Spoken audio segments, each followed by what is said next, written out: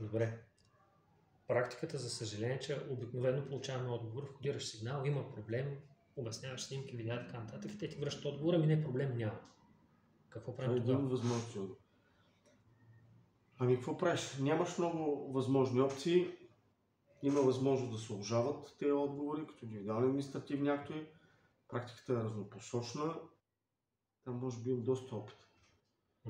Защото някои съдии казват, това не е индивидуален административен акт, други казват, че е. Тоест има проблем по допустимост. Това е вече в тясно в правната сфера. Но още взето гражданин, ако не е подготвен, няма много възможни опции. Какво ще съжали на РДСП? И там нещо се получава. РДСП казва на социалните, ние ми тук сигнал, дайте ни информация. Реално проверява, не се проверява сам като пълен абсурд. Включително и от ДСП и от ДАС се получава също. Аз съм виждал документи. ДАС казва, пратете ни информация, на РДСП праща на това, който трябва да прави. И реално погледнато проверява, не се проверява сами. Къде е логиката на това нещо? Това е пълен абсурд.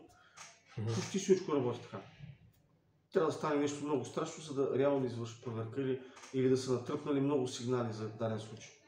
Добре, казва се, има две страни. Има правната страна, има обаче и практичната страна. Ти в крайна сметка като родител, най-нормалното нещо, което искаш е децата ти да не бъдат отчуждени, да имат бъдеще. Не само отчуждането, говорим за целия спектър на рискове. Дали имат медицински проблем, дали имат образователен проблем, не искат да ходят на училище, дали има някакъв друг проблем, в крайна сметка ти искаш да си решиш на практика проблема. Има ли някакъв механизъм това нещо да се случи, ако социалните не искат да съдействат? Социалните са перманентно компетентни във всеки един момент. Това е проблема. Тоест, те са необходимия орган, който обаче не доработи добре. Разбираш, трябва да се накарат да работят и не е сложно. Това е. Съда правораздава въз основа на доказателства в даден момент.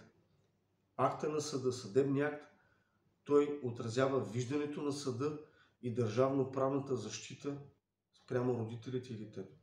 Към момента на постановяването му обаче. При промяна на обстоятелствата, този акт вече става не в интерес на детето. Обаче съдебната процедура казва просто, и то е логично, при промяна на обстоятелствата заведи ново дело.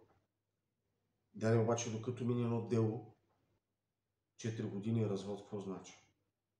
Тотално е изпържено това и те.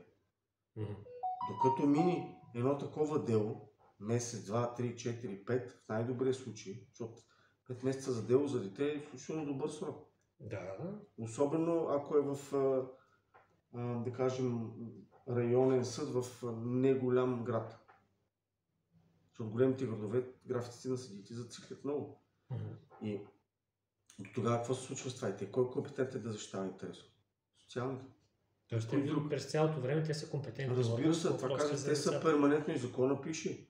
Осъществяват текущата практическа дейност по закрила. В даден момент, теоретично, закрилата и интереса на детето може да влезе в противоречие с съдебното решение. Разбираш ли? Което не значи, че социалните трябва да злоупотребяват, защото ето ти опция да злоупотребиш. Съда е постановил нещо, ние сега ще направим нещо друго. Не е така.